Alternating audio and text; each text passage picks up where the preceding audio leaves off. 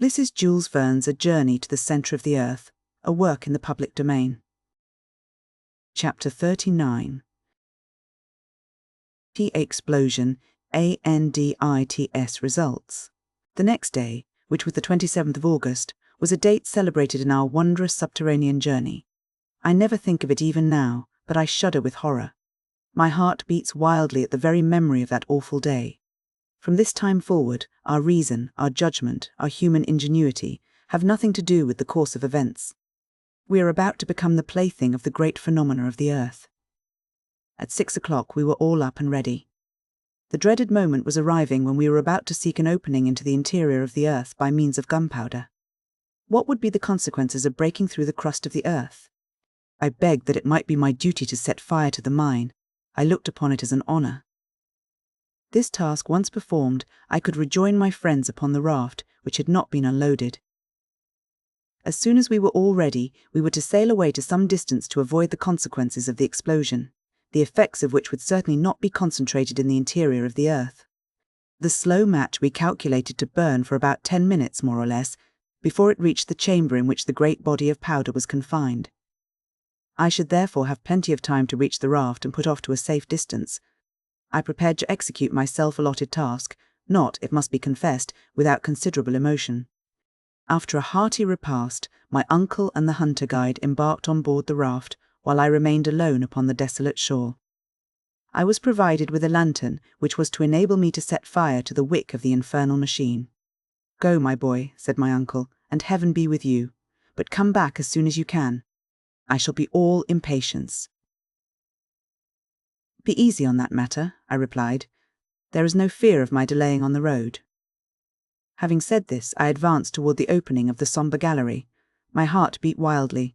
I opened my lantern and seized the extremity of the wick. The professor, who was looking on, held his chronometer in his hand. "Are you ready?" cried he. "Quite ready. Well then, fire away." I hastened to put the light to the wick, which crackled and sparkled, hissing and spitting like a serpent. Then, running as fast as I could, I returned to the shore. "Get on board, my lad, and you, Hans, shove off," cried my uncle. By a vigorous application of his pole, Hans sent us flying over the water. The raft was quite 20 fathoms distant.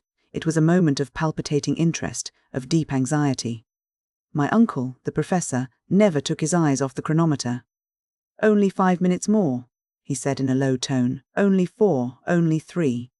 My pulse went 100 to the minute. I could hear my heart beating. Only 2, 1. Now then, mountains of granite crumble beneath the power of man. And what happened after that? As to the terrific roar of the explosion, I do not think I heard it. But the form of the rocks completely changed in my eyes. They seemed to be drawn aside like a curtain. I saw a fathomless, a bottomless abyss which yawned beneath the turgid waves. The sea, which seemed suddenly to have gone mad, then became one great mountainous mass, upon the top of which the raft rose perpendicularly. We were all thrown down. In less than a second the light gave place to the most profound obscurity. Then I felt all solid support give way not to my feet, but to the raft itself. I thought it was going bodily down a tremendous well. I tried to speak, to question my uncle. Nothing could be heard but the roaring of the mighty waves. We clung together in utter silence. Despite the awful darkness, despite the noise, the surprise, the emotion, I thoroughly understood what had happened. Beyond the rock which had been blown up, there existed a mighty abyss. The explosion had caused a kind of earthquake in this soil, broken by fissures and rents. The gulf, thus suddenly thrown open, was about to swallow the inland sea which, transformed into a mighty torrent, was dragging us with it. Only one idea filled my mind. We were utterly and completely lost. 1 hour, 2 hours, what more I cannot say, passed in this manner. We sat close together, elbow touching elbow, knee touching knee. We held one another's hands not to be thrown off the raft. We were subjected to the most violent shocks whenever our sole dependence, a frail wooden raft, struck against the rocky sides of the channel. Fortunately for us, these concussions became less and less frequent, which made me fancy that the gallery was getting wider and wider. There could be now no doubt that we had chanced upon the road once followed by Saknussemm, but instead of going down in a proper manner, we had, through our own imprudence, drawn a whole sea with us. These ideas presented themselves to my mind in a very vague and obscure manner. I felt rather than reasoned. I put my ideas together only confusedly, while spinning along like a man going down a waterfall. To judge by the air which, as it were, whipped my face, we must have been rushing at a perfectly lightning rate. To attempt, under these circumstances, to light a torch was simply impossible, and the last remains of our electric machine, of our Ruhmkorff coil, had been destroyed during the fearful explosion. I was therefore very much confused to see at last a bright light shining close to me. The calm countenance of the guide seemed to gleam upon me. The clever and patient hunter had succeeded in lighting the lantern, and though, in the keen and thorough draught, the flame flickered and vacillated and was nearly put out, it served partially to dissipate the awful obscurity. The gallery into which we had entered was very wide. I was, therefore, quite right in that part of my conjecture. The insufficient light did not allow us to see both of the walls at the same time. The slope of waters, which was carrying us away, was far greater than that of the most rapid river of America. The whole surface of the stream seemed to be composed of liquid arrows, darted forward with extreme violence and power. I can give no idea of the impression it made upon me. The raft at times caught in certain whirlpools and rushed forward, yet turned on itself all the time. How it did not upset I shall never be able to understand. When it approached the sides of the gallery, I took care to throw upon them the light of the lantern, and I was able to judge of the rapidity of motion by looking at the projecting masses of rock, which as soon as seen were again invisible. So rapid was our progress that points of rock at a considerable distance one from the other appeared like portions of transverse lines, which enclosed us in a kind of net, like that of a line of telegraphic wires. I believe we were now going at a rate of not less than 100 miles an hour. My uncle and I looked at one another with wild and haggard eyes. We clung convulsively to the stump of the mast, which, at the moment when the catastrophe took place, had snapped short off. We turned our backs as much as possible to the wind, in order not to be stifled by a rapidity of motion which nothing human could face and live.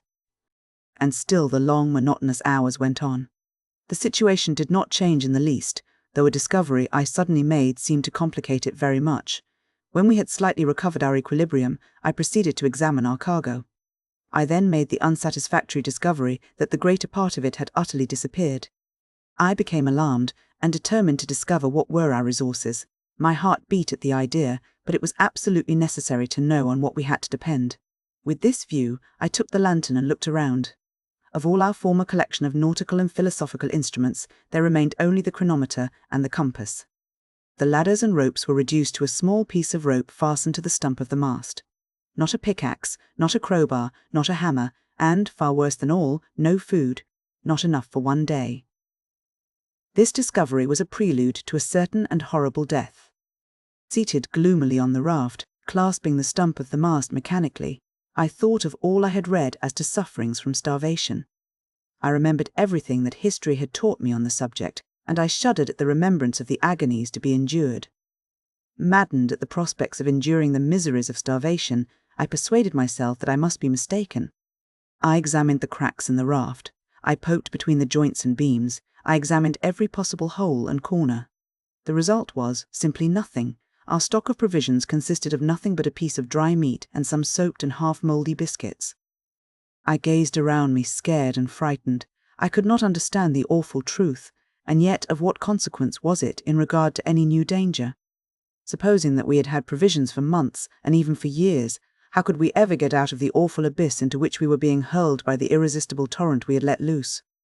Why should we trouble ourselves about the sufferings and tortures to be endured from hunger when death stared us in the face under so many other swifter, and perhaps even more horrid forms? It was very doubtful, under the circumstances in which we were placed, if we should have time to die of inanition. But the human frame is singularly constituted. I know not how it was, but, from some singular hallucination of the mind, I forgot the real, serious and immediate danger to which we were exposed, to think of the menaces of the future, which appeared before us in all their naked terror. Besides, after all, suggested hope, perhaps we might finally escape the fury of the raging torrent, and once more revisit the glimpses of the moon on the surface of our beautiful Mother Earth. How was it to be done? I had not the remotest idea. Where were we to come out, no matter, so that we did? One chance in 1,000 is always a chance, while death from hunger gave us not even the faintest glimpse of hope. It left to the imagination nothing but blank horror, without the faintest chance of escape. I had the greatest mind to reveal all to my uncle, to explain to him the extraordinary and wretched position to which we were reduced, in order that, between the two, we might make a calculation as to the exact space of time which remained for us to live. It was, it appeared to me, the only thing to be done. But I had the courage to hold my tongue, to gnaw at my entrails like the Spartan boy. I wished to leave him all his coolness. At this moment, the light of the lantern slowly fell, and at last went out. The wick had wholly burnt to an end. The obscurity became absolute. It was no longer possible to see through the impenetrable darkness. There was one torch left, but it was impossible to keep it alight. Then, like a child, I shut my eyes, that I might not see the darkness. After a great lapse of time, the rapidity of our journey increased. I could feel it by the rush of air upon my face. The slope of the waters was excessive. I began to feel that we were no longer going down a slope, we were falling. I felt as one does in a dream, going down bodily. Falling, falling, falling, falling. I felt that the hands of my uncle and Hans were vigorously clasping my arms. Suddenly, after a lapse of time scarcely appreciable, I felt something like a shock. The raft had not struck a hard body, but had suddenly been checked in its course. A waterspout, a liquid column of water, fell upon us. I felt suffocating. I was being drowned. Still, the sudden inundation did not last. In a few seconds I felt myself once more able to breathe. My uncle and Hans pressed my arms, and the raft carried us all three away. Chapter 40. T.H.E. Guygens. It is difficult for me to determine what was the real time, but I should suppose, by after calculation, that it must have been 10 at night. I lay in a stupor, a half-dream, during which I saw visions of astounding character. Monsters of the deep were side by side with the mighty elephantine shepherd. Gigantic fish and animals seemed to form strange conjunctions. The raft took a sudden turn, whirled round, entered another tunnel, this time illumined in a most singular manner. The roof was formed of porous stalactite, through which a moonlit vapour appeared to pass, casting its brilliant light upon our gaunt and haggard figures. The light increased as we advanced, while the roof ascended, until at last we were once more in a kind of water cavern, the lofty dome of which disappeared in a luminous cloud. A rugged cavern of small extent appeared to offer a halting place to our weary bodies. My uncle and the guide moved as men in a dream. I was afraid to waken them, knowing the danger of such a sudden start. I seated myself beside them to watch. As I did so, I became aware of something moving in the distance, which at once fascinated my eyes. It was floating, apparently, upon the surface of the water, advancing by means of what at first appeared paddles. I looked with glaring eyes. One glance told me that it was something monstrous. But what? It was the great shark crocodile of the early writers on geology. About the size of an ordinary whale, with hideous jaws and two gigantic eyes, it advanced, its eyes fixed on me with terrible sternness. Some indefinite warning told me that it had marked me for its own. I attempted to rise, to escape, no matter where, but my knees shook under me, my limbs trembled violently, I almost lost my senses. And still the mighty monster advanced. My uncle and the guide made no effort to save themselves. With a strange noise, like none other I had ever heard, the beast came on. His jaws were at least 7 feet apart, and his distended mouth looked large enough to have swallowed a boatful of men. We were about 10 feet distant when I discovered that much as his body resembled that of a crocodile, his mouth was wholly that of a shark. His twofold nature now became apparent. To snatch us up at a mouthful it was necessary for him to turn on his back, which motion necessarily caused his legs to kick up helplessly in the air. I actually laughed even in the very jaws of death. But next minute, with a wild cry, I darted away into the interior of the cave, leaving my unhappy comrades to their fate. This cavern was deep and dreary. After about 100 yards, I paused and looked around. The whole floor, composed of sand and malachite, was strewn with bones, freshly gnawed bones of reptiles and fish, with a mixture of mammalia. My very soul grew sick as my body shuddered with horror. I had truly, according to the old proverb, fallen out of the frying pan into the fire. Some beast larger and more ferocious even than the shark, crocodile, inhabited this den. What could I do? The mouth of the cave was guarded by one ferocious monster. The interior was inhabited by something too hideous to contemplate. Flight was impossible.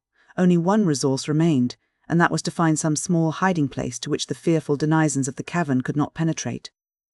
I gazed wildly around, and at last discovered a fissure in the rock, to which I rushed in the hope of recovering my scattered senses. Crouching down, I waited shivering as in an ague fit. No man is brave in presence of an earthquake, or a bursting boiler, or an exploding torpedo. I could not be expected to feel much courage in presence of the fearful fate that appeared to await me.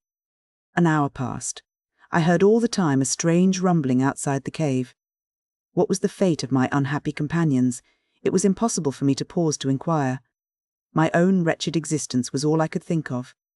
Suddenly, a groaning, as of 50 bears in a fight, fell upon my ears. Hisses, spitting, moaning, hideous to hear, and then I saw, never, were ages to pass over my head, shall I forget the horrible apparition. It was the ape Gigans. 14 feet high, covered with coarse hair, of a blackish brown, the hair on the arms, from the shoulder to the elbow joints, pointing downwards, while that from the wrist to the elbow pointed upwards, it advanced. Its arms were as long as its body, while its legs were prodigious. It had thick, long, and sharply pointed teeth, like a mammoth saw. It struck its breast as it came on smelling and sniffing, reminding me of the stories we read in our early childhood of giants who ate the flesh of men and little boys. Suddenly it stopped. My heart beat wildly, for I was conscious that, somehow or other, the fearful monster had smelled me out and was peering about with his hideous eyes to try and discover my whereabouts. My reading, which as a rule is a blessing, but which on this occasion seemed momentarily to prove a curse, told me the real truth. It was the ape Gigans, the antediluvian gorilla. Yes, this awful monster, confined by good fortune to the interior of the earth, was the progenitor of the hideous monster of Africa. He glared wildly about, seeking something, doubtless myself. I gave myself up for lost. No hope of safety or escape seemed to remain. At this moment, just as my eyes appeared to close in death, there came a strange noise from the entrance of the cave, and turning, the gorilla evidently recognized some enemy more worthy, his prodigious size and strength. It was the huge shark crocodile, which perhaps having disposed of my friends, was coming in search of further prey. The gorilla placed himself on the defensive, and clutching a bone some 7 or 8 feet in length, a perfect club, aimed a deadly blow at the hideous beast, which reared upwards and fell with all its weight upon its adversary. A terrible combat, the details of which it is impossible to give, now ensued. The struggle was awful and ferocious. I, however, did not wait to witness the result. Regarding myself as the object of contention, I determined to remove from the presence of the victor. I slid down from my hiding place, reached the ground, and gliding against the wall, strove to gain the open mouth of the cavern. But I had not taken many steps when the fearful clamour ceased, to be followed by a mumbling and groaning, which appeared to be indicative of victory. I looked back and saw the huge ape, gory with blood, coming after me with glaring eyes, with dilated nostrils that gave forth 2 columns of heated vapour. I could feel his hot and fetid breath on my neck, and with a horrid jump, awoke from my nightmare sleep. Yes, it was all a dream. I was still on the raft with my uncle and the guide. The relief was not instantaneous, for under the influence of the hideous nightmare, my senses had become numbed. After a while, however, my feelings were tranquilized. The first of my perceptions which returned in full force was that of hearing. I listened with acute and attentive ears.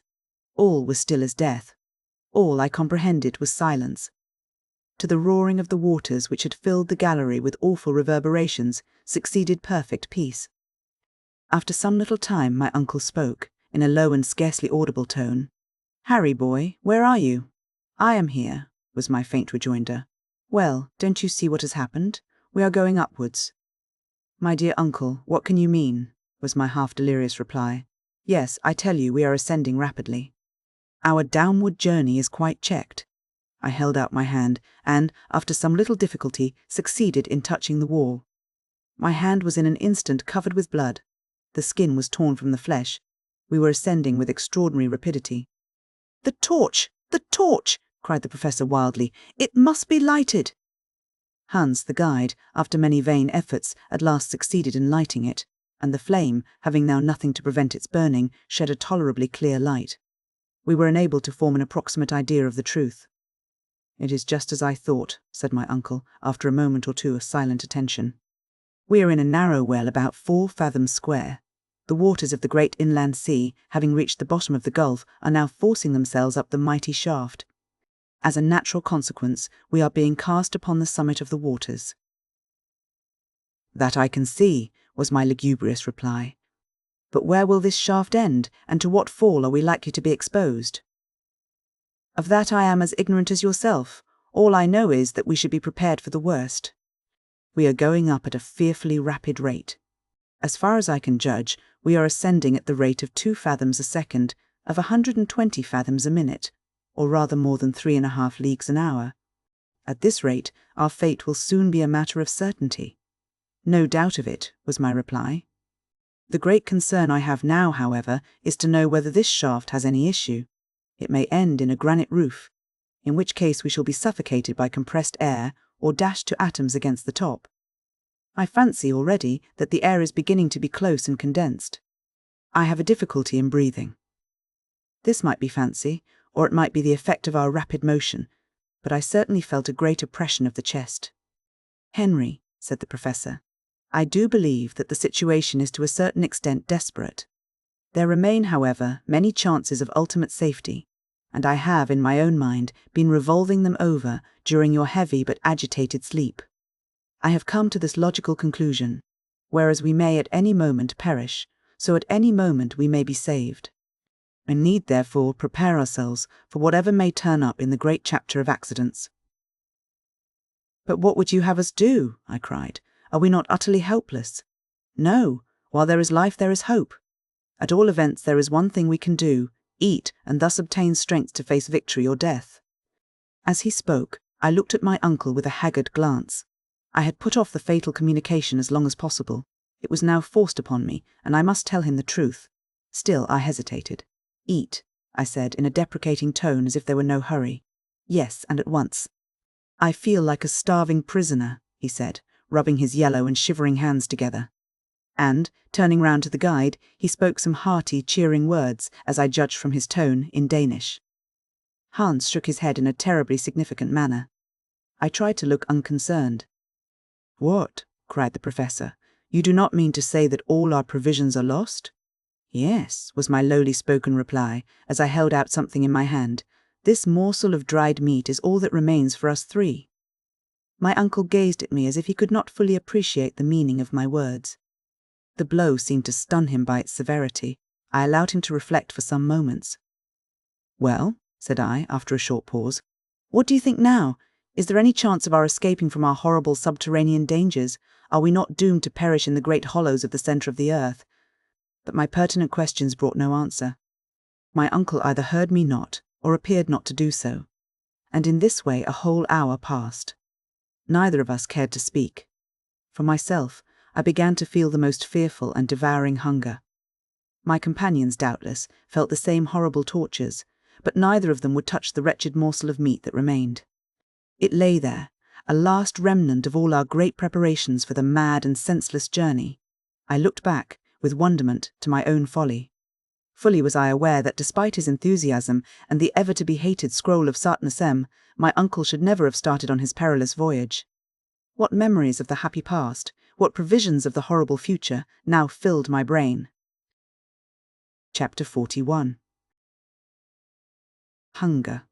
Hunger prolonged is temporary madness. The brain is at work without its required food, and the most fantastic notions fill the mind. Hitherto I had never known what hunger really meant. I was likely to understand it now, and yet 3 months before I could tell my terrible story of starvation as I thought it. As a boy I used to make frequent excursions in the neighbourhood of the professor's house. My uncle always acted on system, and he believed that, in addition to the day of rest and worship, there should be a day of recreation. In consequence, I was always free to do as I liked on a Wednesday. Now, as I had a notion to combine the useful and the agreeable, my favourite pastime was bird's nesting. I had one of the best collections of eggs in all the town. They were classified and under glass cases. There was a certain wood which, by rising at early morn and taking the cheap train, I could reach at 11 in the morning. Here I would botanize or geologize at my will. My uncle was always glad of specimens for his herbarium and stones to examine. When I had filled my wallet, I proceeded to search for nests. After about 2 hours of hard work, I, one day, sat down by a stream to eat my humble but copious lunch. How the remembrance of the spiced sausage, the wheaten loaf, and the beer made my mouth water now. I would have given every prospect of worldly wealth for such a meal. But to my story. While seated thus at my leisure, I looked up at the ruins of an old castle at no great distance. It was the remains of an historical dwelling, ivy-clad, and now falling to pieces. While looking, I saw 2 eagles circling about the summit of a lofty tower. I soon became satisfied that there was a nest. Now, in all my collection, I lacked eggs of the native eagle and the large owl. My mind was made up. I would reach the summit of that tower or perish in the attempt. I went nearer and surveyed the ruins. The old staircase years before had fallen in. The outer walls were, however, intact. There was no chance that way, unless I looked to the ivy solely for support. This was, as I soon found out, futile. There remained the chimney, which still went up to the top, and had once served to carry off the smoke from every story of the tower. Up this I determined to venture. It was narrow, rough, and therefore the more easily climbed. I took off my coat and crept into the chimney. Looking up, I saw a small, light opening, proclaiming the summit of the chimney. Up I went, for some time using my hands and knees, after the fashion of a chimney sweep. It was slow work, but, there being continual projections, the task was comparatively easy. In this way I reached halfway. The chimney now became narrower. The atmosphere was close, and, at last, to end the matter, I stuck fast. I could ascend no higher. There could be no doubt of this, and there remained no resource but to descend, and give up my glorious prey in despair. I yielded to fate and endeavoured to descend, but I could not move. Some unseen and mysterious obstacle intervened and stopped me. In an instant, the full horror of my situation seized me. I was unable to move either way, and was doomed to a terrible and horrible death, that of starvation. In a boy's mind, however, there is an extraordinary amount of elasticity and hope, and I began to think of all sorts of plans to escape my gloomy fate. In the first place, I required no food just at present, having had an excellent meal, and was therefore allowed time for reflection. My first thought was to try and move the mortar with my hand. Had I possessed a knife, something might have been done, but that useful instrument I had left in my coat pocket. I soon found that all efforts of this kind were vain and useless, and that all I could hope to do was to wriggle downwards, but though I jerked and struggled and strove to turn, it was all in vain. I could not move an inch one way or the other, and time flew rapidly. My early rising probably contributed to the fact that I felt sleepy, and gradually gave way to the sensation of drowsiness. I slept, and awoke in darkness, ravenously hungry. Night had come, and still I could not move. I was tight-bound, and did not succeed in changing my position an inch. I groaned aloud. Never since the days of my happy childhood, when it was a hardship to go from meal to meal without eating, had I really experienced hunger. The sensation was as novel as it was painful. I began now to lose my head, and to scream and cry out in my agony. Something appeared, startled by my noise. It was a harmless lizard, but it appeared to me a loathsome reptile. Again, I made the old ruins resound with my cries, and finally so exhausted myself that I fainted. How long I lay in a kind of trance or sleep I cannot say, but when again I recovered consciousness it was day. How ill I felt, how hunger still gnawed at me, it would be hard to say. I was too weak to scream now, far too weak to struggle. Suddenly, I was startled by a roar. "Are you there, Henry?" said the voice of my uncle. "Are you there, my boy?"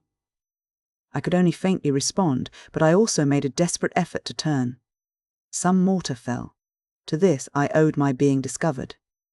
When the search took place, it was easily seen that mortar and small pieces of stone had recently fallen from above. Hence my uncle's cry. "Be calm," he cried. "If we pull down the whole ruin, you shall be saved." They were delicious words, but I had little hope. Soon, however, about a quarter of an hour later, I heard a voice above me at one of the upper fireplaces. "Are you below or above?" "Below," was my reply. In an instant a basket was lowered with milk, a biscuit, and an egg. My uncle was fearful to be too ready with his supply of food. I drank the milk first, for thirst had nearly deadened hunger. I then, much refreshed, ate my bread and hard egg. They were now at work at the wall. I could hear a pickaxe. Wishing to escape all danger from this terrible weapon, I made a desperate struggle, and the belt, which surrounded my waist and which had been hitched on a stone, gave way. I was free, and only escaped falling down by a rapid motion of my hands and knees. In 10 minutes more I was in my uncle's arms, after being 2 days and nights in that horrible prison. My occasional delirium prevented me from counting time.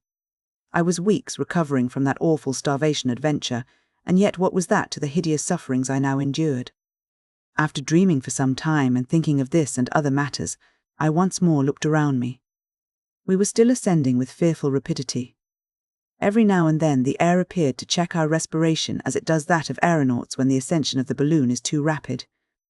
But if they feel a degree of cold in proportion to the elevation they attain in the atmosphere, we experienced quite a contrary effect. The heat began to increase in a most threatening and exceptional manner. I cannot tell exactly the mean, but I think it must have reached 122 degrees Fahrenheit.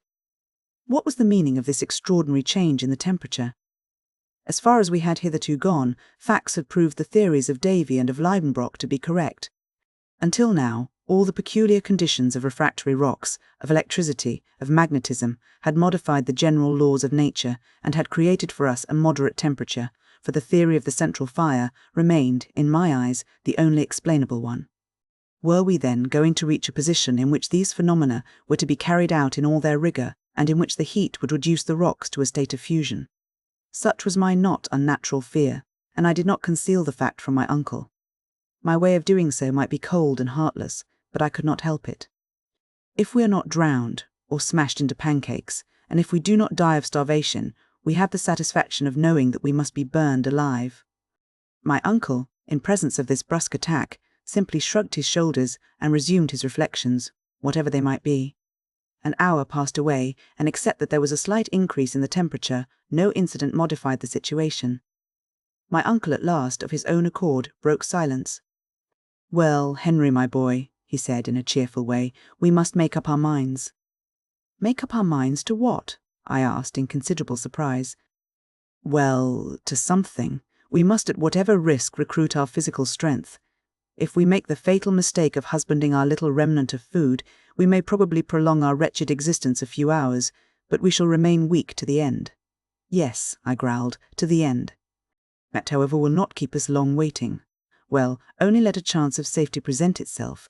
Only allow that a moment of action be necessary. Where shall we find the means of action if we allow ourselves to be reduced to physical weakness by inanition?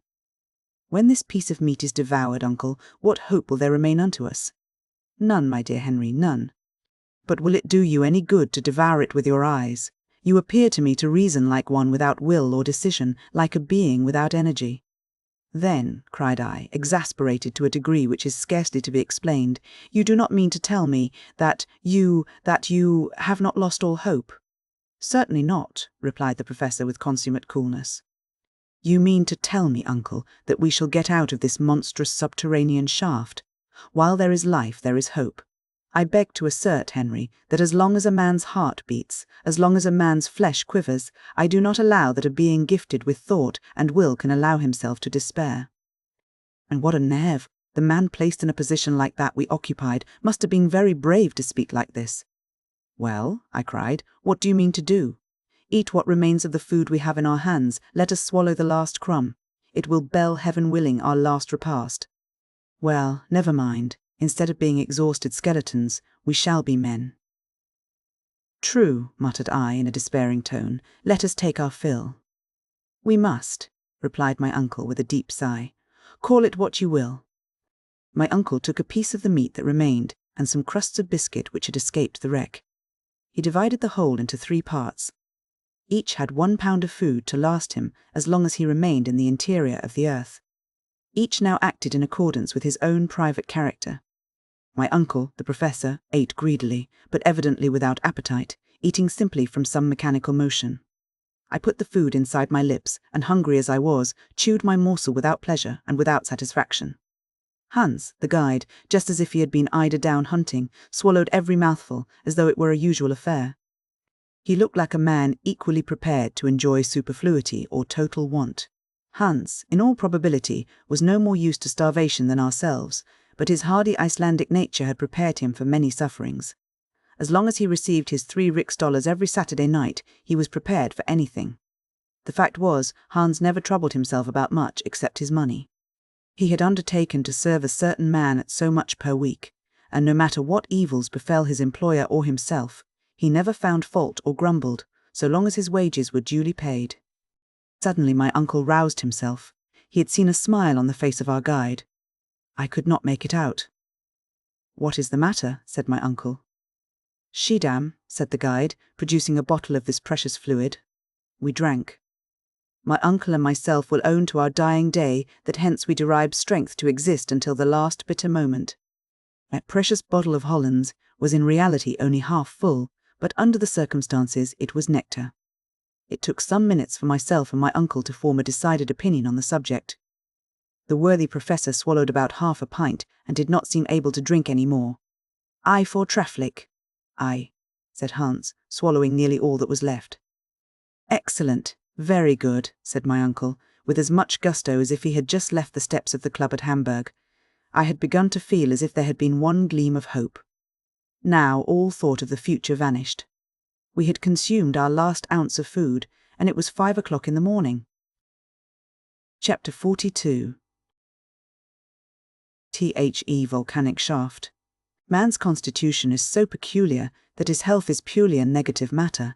No sooner is the rage of hunger appeased than it becomes difficult to comprehend the meaning of starvation. It is only when you suffer that you really understand. As to anyone who has not endured privation, having any notion of the matter, it is simply absurd. With us, after a long fast, some mouthfuls of bread and meat, a little mouldy biscuit and salt beef triumphed over all our previous gloomy and saturnine thoughts. Nevertheless, after this repast each gave way to his own reflections. I wondered what were those of Hans, the man of the extreme north, who was yet gifted with the fatalistic resignation of Oriental character. But the utmost stretch of the imagination would not allow me to realize the truth.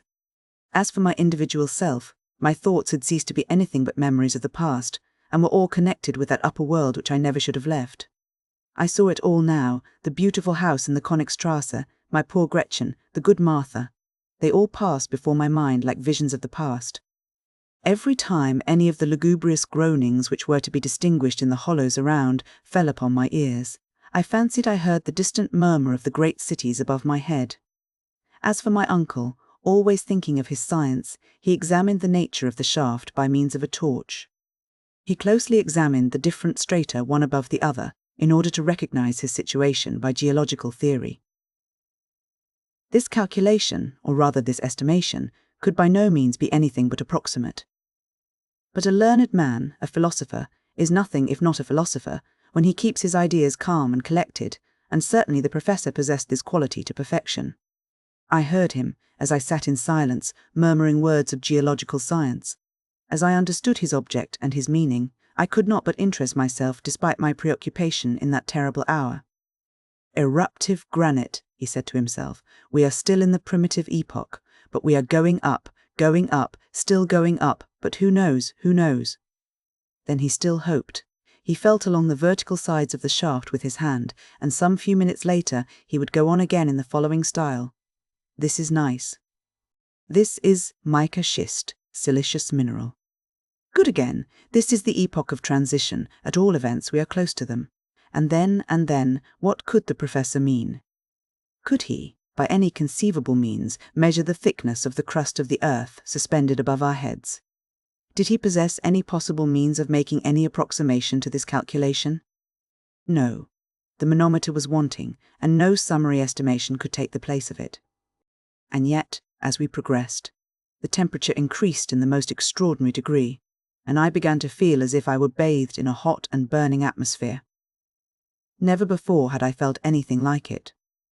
I could only compare it to the hot vapour from an iron foundry when the liquid iron is in a state of ebullition and runs over.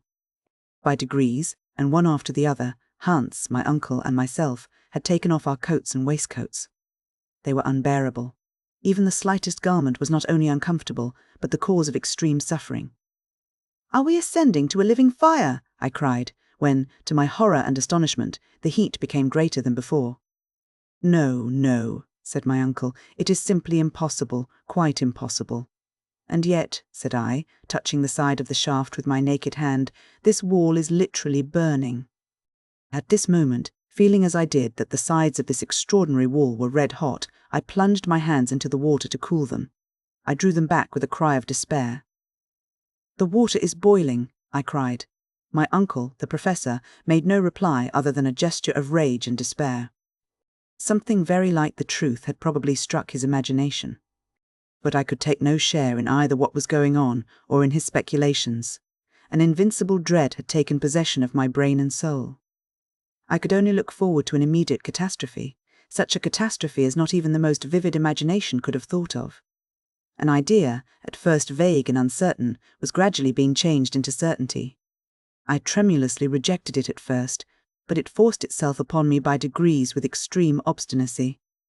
It was so terrible an idea that I scarcely dared to whisper it to myself. And yet all the while certain and, as it were, involuntary observations determined my convictions. By the doubtful glare of the torch, I could make out some singular changes in the granitic strata. A strange and terrible phenomenon was about to be produced, in which electricity played a part. Then this boiling water, this terrible and excessive heat. I determined as a last resource to examine the compass. The compass had gone mad. Yes, wholly stark, staring mad. The needle jumped from pole to pole with sudden and surprising jerks, ran round, or as it is said, boxed the compass, and then ran suddenly back again as if it had the vertigo. I was aware that according to the best acknowledged theories, it was a received notion that the mineral crust of the globe is never, and never has been, in a state of complete repose. It is perpetually undergoing the modifications caused by the decomposition of internal matter, the agitation consequent on the flowing of extensive liquid currents, the excessive action of magnetism which tends to shake it incessantly, at a time when even the multitudinous beings on its surface do not suspect the seething process to be going on. Still, this phenomenon would not have alarmed me alone. It would not have aroused in my mind a terrible, an awful idea. But other facts could not allow my self-delusion to last. Terrible detonations, like heaven's artillery, began to multiply themselves with fearful intensity. I could only compare them with the noise made by hundreds of heavily laden chariots being madly driven over a stone pavement. It was a continuous roll of heavy thunder. And then the mad compass, shaken by the wild electric phenomena, confirmed me in my rapidly formed opinion. The mineral crust was about to burst, the heavy granite masses were about to rejoin, the fissure was about to close, the void was about to be filled up, and we poor atoms to be crushed in its awful embrace. "Uncle, uncle," I cried, "we are wholly irretrievably lost. What then, my young friend, is your new cause of terror and alarm?" he said in his calmest manner. "What fear you now?" "What do I fear now?" I cried in fierce and angry tones. "Do you not see that the walls of the shaft are in motion? Do you not see that the solid granite masses are cracking? Do you not feel the terrible torrid heat? Do you not observe the awful boiling water on which we float? Do you not remark this mad needle? Every sign and portent of an awful earthquake." My uncle coolly shook his head. "An earthquake," he replied in the most calm and provoking tone. "Yes, my nephew, I tell you that you are utterly mistaken," he continued. "Do you not, can you not, recognize all the well-known symptoms of an earthquake? By no means. I am expecting something far more important. My brain is strained beyond endurance. What do you mean?" I cried. "An eruption, Harry. An eruption," I gasped.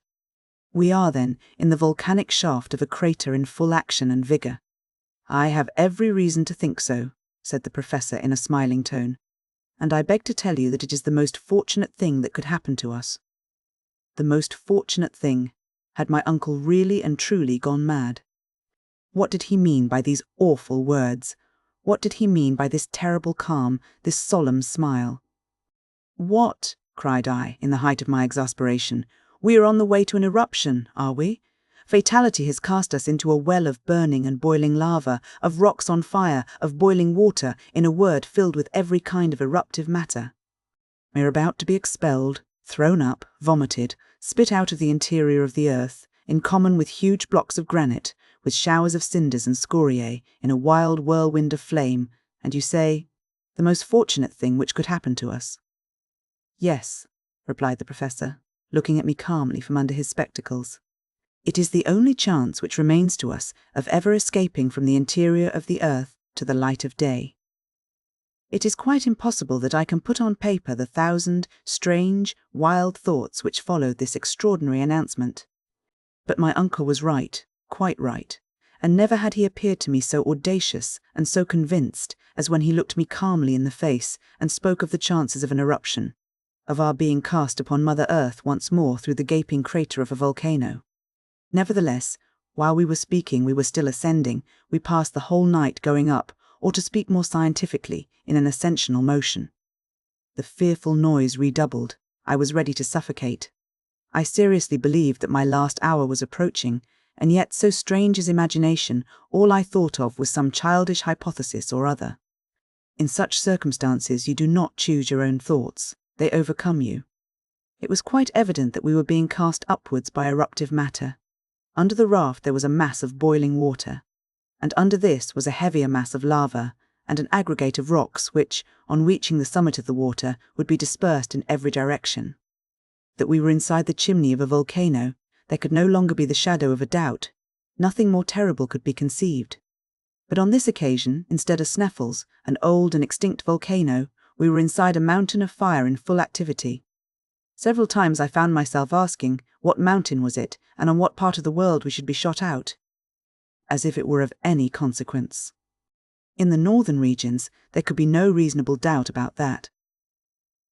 Before it went decidedly mad, the compass had never made the slightest mistake. From the Cape of Saknussemm we had been swept away to the northward many hundreds of leagues. Now the question was, were we once more under Iceland? Should we be belched forth onto the earth through the crater of Mount Hekla, or should we reappear through one of the other 7 fire funnels of the island? Taking in my mental vision a radius of 500 leagues to the westward, I could see under this parallel only the little-known volcanoes of the northwest coast of America. To the east, one only existed somewhere about the 80th degree of latitude, the Esk, upon the island of Jan Mayen, not far from the frozen regions of Spitzbergen. It was not craters that were wanting, and many of them were big enough to vomit a whole army. All I wished to know was the particular one towards which we were making with such fearful velocity. I often think now of my folly, as if I should ever have expected to escape. Towards morning, the ascending motion became greater and greater. If the degree of heat increased instead of decreasing as we approached the surface of the earth, it was simply because the causes were local and wholly due to volcanic influence. Our very style of locomotion left in my mind no doubt upon the subject. An enormous force, a force of several hundreds of atmospheres produced by the vapours accumulated and long compressed in the interior of the earth, was hoisting us upwards with irresistible power. But though we were approaching the light of day, to what fearful dangers were we about to be exposed? Instant death appeared the only fate which we could expect or contemplate. Soon a dim, sepulchral light penetrated the vertical gallery, which became wider and wider. I could make out to the right and left long dark corridors like immense tunnels, from which awful and horrid vapours poured out. Tongues of fire, sparkling and crackling, appeared about to lick us up. The hour had come. "Look, uncle, look," I cried. "Well, what you see are the great sulphurous flames, nothing more common in connection with an eruption." "But if they lap us round," I angrily replied. "They will not lap us round," was his quiet and serene answer. "But it will be all the same in the end if they stifle us," I cried. "We shall not be stifled. The gallery is rapidly becoming wider and wider, and if it be necessary, we will presently leave the raft and take refuge in some fissure in the rock." "But the water, which is continually ascending," I despairingly replied. "There is no longer any water, Harry," he answered, "but a kind of lava paste, which is heaving us up, in company with itself, to the mouth of the crater." In truth, the liquid column of water had wholly disappeared to give place to dense masses of boiling eruptive matter. The temperature was becoming utterly insupportable, and a thermometer exposed to this atmosphere would have marked between 189 and 190 degrees Fahrenheit. Perspiration rushed from every pore. But for the extraordinary rapidity of our ascent we should have been stifled. Nevertheless, the professor did not carry out his proposition of abandoning the raft, and he did quite wisely.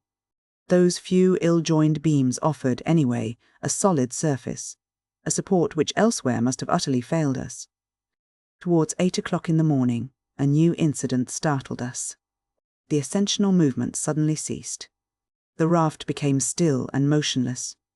"What is the matter now?" I said querulously, very much startled by this change. "A simple halt," replied my uncle. "Is the eruption about to fail?" I asked. "I hope not." Without making any reply, I rose. I tried to look around me. Perhaps the raft, checked by some projecting rock, opposed a momentary resistance to the eruptive mass. In this case, it was absolutely necessary to release it as quickly as possible. Nothing of the kind had occurred. The column of cinders, of scoriae, of broken rocks and earth had wholly ceased to ascend. "I tell you, uncle, that the eruption has stopped," was my oracular decision. "Ah," said my uncle, "you think so, my boy. You are wrong. Do not be in the least alarmed. This sudden moment of calm will not last long, be assured. It has already endured 5 minutes, and before we are many minutes older, we shall be continuing our journey to the mouth of the crater." All the time he was speaking. The professor continued to consult his chronometer, and he was probably right in his prognostics. Soon the raft resumed its motion in a very rapid and disorderly way, which lasted 2 minutes or thereabout, and then again it stopped as suddenly as before. "Good," said my uncle, observing the hour. "In 10 we shall start again." "In 10 minutes?" "Yes, precisely. We have to do with a volcano, the eruption of which is intermittent. We are compelled to breathe just as it does." Nothing could be more true. At the exact minute he had indicated, we were again launched on high with extreme rapidity. Not to be cast off the raft, it was necessary to hold on to the beams. Then the hoist again ceased. Many times since have I thought of this singular phenomenon without being able to find for it any satisfactory explanation. Nevertheless, it appeared quite clear to me that we were not in the principal chimney of the volcano, but in an accessory conduit, where we felt the counter-shock of the great and principal tunnel filled by burning lava. It is impossible for me to say how many times this maneuver was repeated. All that I can remember is that on every ascensional motion we were hoisted up with ever-increasing velocity, as if we had been launched from a huge projectile. During the sudden halts we were nearly stifled. During the moments of projection, the hot air took away our breath. I thought for a moment of the voluptuous joy of suddenly finding myself in the Hyperborean regions with the cold 30 degrees below zero. My exalted imagination pictured to itself the vast snowy plains of the Arctic regions, and I was impatient to roll myself on the icy carpet of the North Pole. By degrees my head, utterly overcome by a series of violent emotions, began to give way to hallucination. I was delirious. Had it not been for the powerful arms of Hans, the guide, I should have broken my head against the granite masses of the shaft. I have, in consequence, kept no account of what followed for many hours. I have a vague and confused remembrance of continual detonations, of the shaking of the huge granitic mass, and of the raft going round like a spinning top. It floated on the stream of hot lava amidst a falling cloud of cinders. The huge flames roaring wrapped us around. A storm of wind which appeared to be cast forth from an immense ventilator roused up the interior fires of the earth. It was a hot, incandescent blast. At last I saw the figure of Hans, as if enveloped in the huge halo of burning blaze, and no other sense remained to me but that sinister dread which the condemned victim may be supposed to feel when led to the mouth of a cannon, at the supreme moment when the shot is fired, and his limbs are dispersed into empty space. Chapter 43. Daylight, ALAST. When I opened my eyes, I felt the hand of the guide clutching me firmly by the belt. With his other hand he supported my uncle. I was not grievously wounded, but bruised all over in the most remarkable manner. After a moment I looked around and found that I was lying down on the slope of a mountain, not 2 yards from a yawning gulf into which I should have fallen had I made the slightest false step. Hans had saved me from death while I rolled insensible on the flanks of the crater. "Where are we?" dreamily asked my uncle, who literally appeared to be disgusted at having returned to earth. The eider-down hunter simply shrugged his shoulders as a mark of total ignorance. "In Iceland," said I, not positively but interrogatively. "Neige," said Hans. "How do you mean?" cried the professor. "No. What are your reasons?" "Hans is wrong," said I, rising.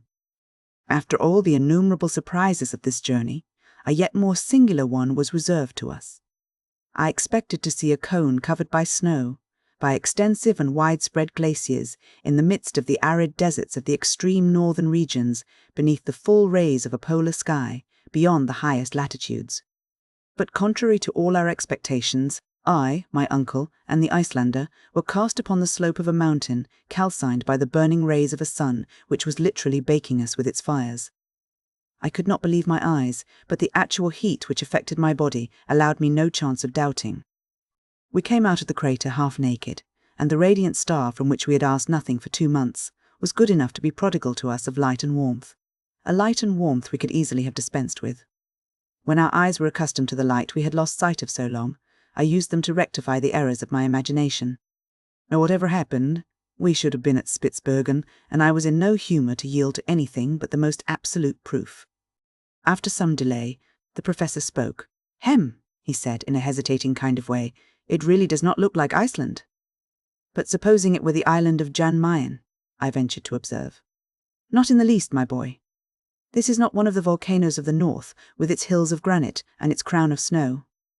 Nevertheless, look, my boy," said the professor, as dogmatically as usual. Right above our heads, at a great height, opened the crater of a volcano from which escaped, from 1/4 of an hour to the other, with a very loud explosion, a lofty jet of flame mingled with pumice stone, cinders, and lava. I could feel the convulsions of nature in the mountain, which breathed like a huge whale, throwing up from time to time fire and air through its enormous vents. Below, and floating along a slope of considerable angularity, the stream of eruptive matter spread away to a depth which did not give the volcano a height of 300 fathoms. Its base disappeared in a perfect forest of green trees, among which I perceived olives, fig trees, and vines loaded with rich grapes. Certainly this was not the ordinary aspect of the Arctic regions. About that there could not be the slightest doubt. When the eye was satisfied at its glimpse of this verdant expanse, it fell upon the waters of a lovely sea or beautiful lake, which made of this enchanted land an island of not many leagues in extent. On the side of the rising sun was to be seen a little port, crowded with houses, and near which the boats and vessels of peculiar build were floating upon azure waves. Beyond, groups of islands rose above the liquid plain, so numerous and close together as to resemble a vast beehive. Towards the setting sun, some distant shores were to be made out on the edge of the horizon. Some presented the appearance of blue mountains of harmonious conformation. Upon others, much more distant, there appeared a prodigiously lofty cone, above the summit of which hung dark and heavy clouds. Towards the north, an immense expanse of water sparkled beneath the solar rays, occasionally allowing the extremity of a mast or the convexity of a sail bellying to the wind to be seen. The unexpected character of such a scene added 100-fold to its marvellous beauties. "Where can we be?" I asked, speaking in a low and solemn voice. Hans shut his eyes with an air of indifference, and my uncle looked on without clearly understanding.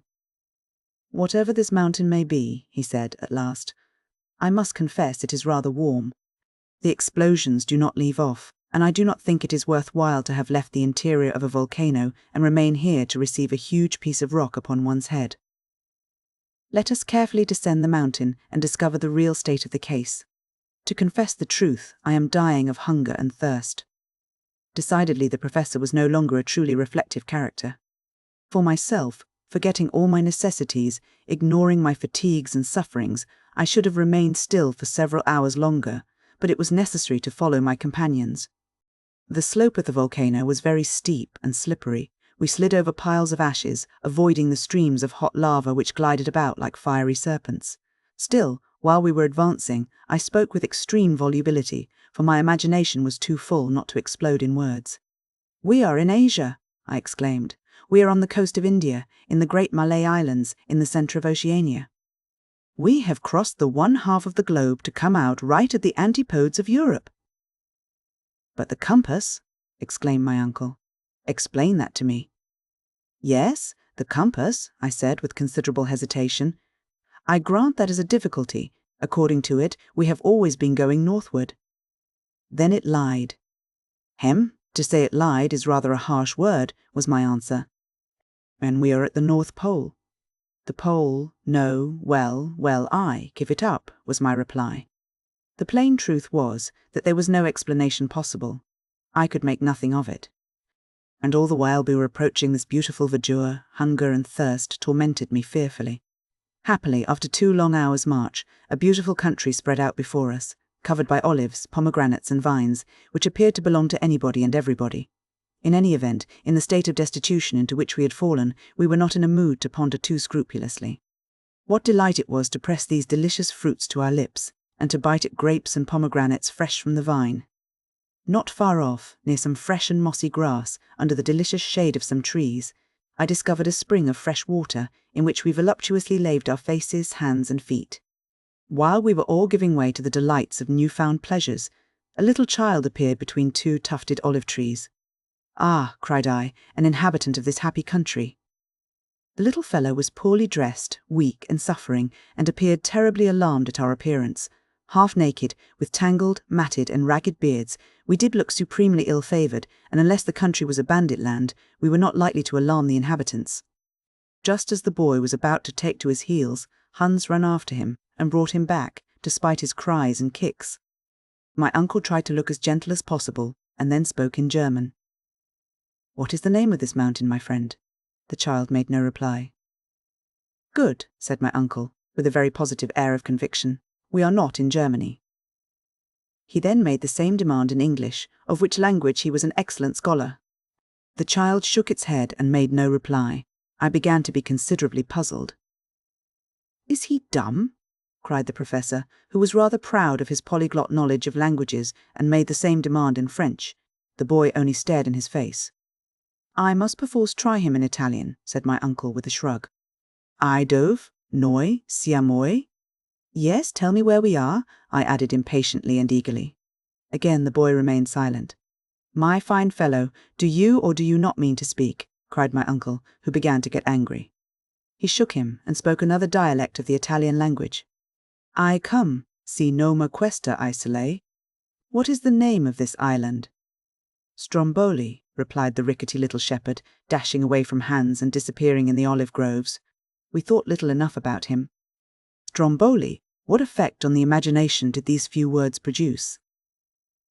We were in the centre of the Mediterranean, amidst the eastern archipelago of mythological memory, in the ancient Strongylos, where Aeolus kept the wind and the tempest chained up.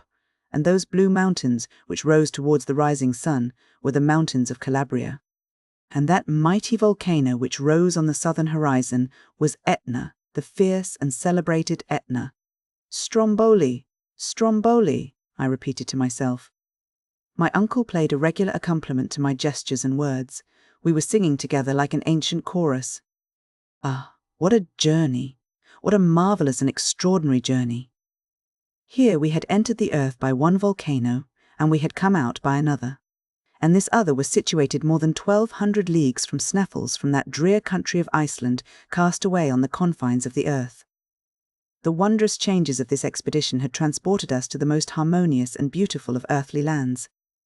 We had abandoned the region of eternal snows for that of infinite verdure, and had left over our heads the grey fog of the icy regions to come back to the azure sky of Sicily. After a delicious repast of fruits and fresh water, we again continued our journey in order to reach the port of Stromboli. To say how we had reached the island would scarcely have been prudent. The superstitious character of the Italians would have been at work, and we should have been called demons vomited from the infernal regions.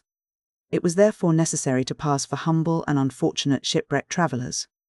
It was certainly less striking and romantic, but it was decidedly safer. As we advanced, I could hear my worthy uncle muttering to himself, "But the compass most certainly marked north. This is a fact I cannot explain in any way." "Well, the fact is," said I, with an air of disdain, "we must not explain anything. It will be much more easy.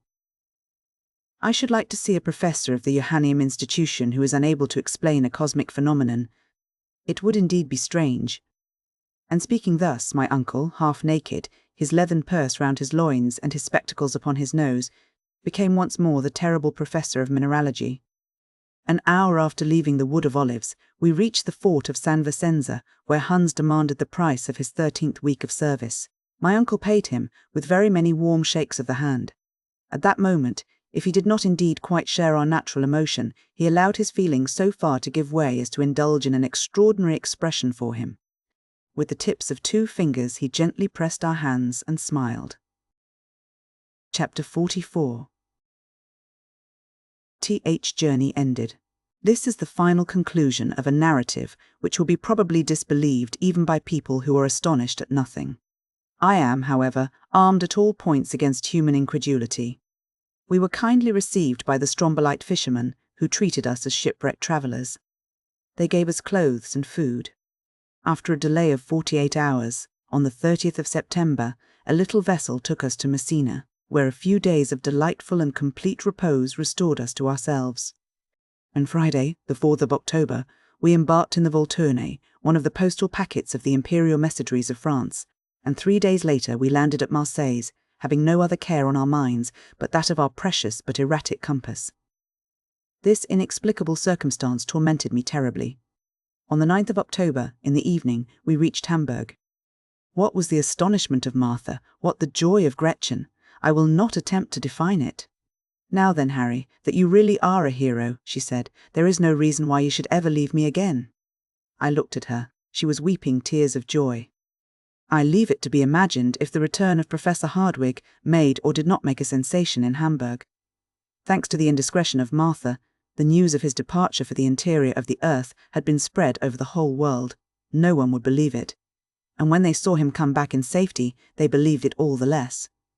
But the presence of Hans and many stray scraps of information by degrees modified public opinion. Then my uncle became a great man, and I the nephew of a great man, which, at all events, is something. Hamburg gave a festival in our honour. A public meeting of the Johanneum Institution was held, at which the professor related the whole story of his adventures, omitting only the facts in connection with the compass. That same day, he deposited in the archives of the town the document he had found written by Saknussemm, and he expressed his great regret that circumstances, stronger than his will, did not allow him to follow the Icelandic traveller's track into the very centre of the earth. He was modest in his glory, but his reputation only increased. So much honour necessarily created for him many envious enemies. Of course they existed, and as his theories, supported by certain facts, contradicted the system of science upon the question of central heat, he maintained his own views both with pen and speech against the learned of every country. Although I still believe in the theory of central heat, I confess that certain circumstances, hitherto very ill-defined, may modify the laws of such natural phenomena. At the moment when these questions were being discussed with interest, my uncle received a rude shock, one that he felt very much. Hans, despite everything he could say to the contrary, quitted Hamburg. The man to whom we owed so much would not allow us to pay our deep debt of gratitude. He was taken with nostalgia, a love for his Icelandic home. "Farvel," said he, one day, and with this one short word of adieu, he started for Reykjavik, which he soon reached in safety. We were deeply attached to our brave eider duck hunter. His absence will never cause him to be forgotten by those whose lives he saved, and I hope, at some not distant day, to see him again. To conclude, I may say that our journey into the interior of the earth created an enormous sensation throughout the civilized world. It was translated and printed in many languages. All the leading journals published extracts from it, which were commentated, discussed, attacked, and supported with equal animation by those who believed in its episodes and by those who were utterly incredulous. And wonderful, my uncle enjoyed during his lifetime all the glory he deserved, and he was even offered a large sum of money by Mr. Barnum to exhibit himself in the United States, while I am credibly informed by a traveller that he is to be seen in waxwork at Madame Tussaud's. But one care preyed upon his mind, a care which rendered him very unhappy. One fact remained inexplicable, that of the compass. For a learned man to be baffled by such an inexplicable phenomenon was very aggravating. But heaven was merciful, and in the end my uncle was happy. One day, while he put some minerals belonging to his collection in order, I fell upon the famous compass and examined it keenly. For 6 months it had lain unnoticed and untouched. I looked at it with curiosity, which soon became surprise. I gave a loud cry. The professor, who was at hand, soon joined me. "What is the matter?" he cried. "The compass." "What then? Why its needle points to the south and not to the north? My dear boy, you must be dreaming." "I am not dreaming. See, the poles are changed." "Changed?" My uncle put on his spectacles, examined the instrument, and leaped with joy, shaking the whole house. A clear light fell upon our minds.